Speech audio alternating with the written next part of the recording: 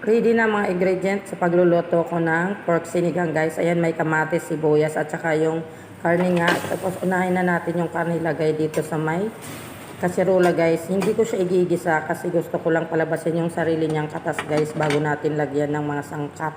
So ayan, takpan muna natin guys para lumabas yung kanyang katas. Ito nga guys, medyo golden brown na.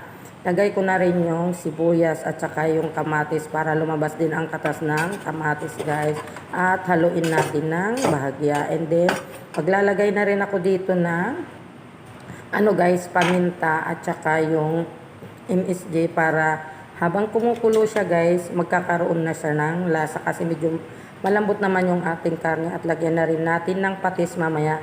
Dagdagan na lang natin ng asin kung medyo matabang. So, ayan, lagay ko na rin yung tubig mainit na para mabilis kumulo. And then, takpan natin yan para lumambot siya guys. So, after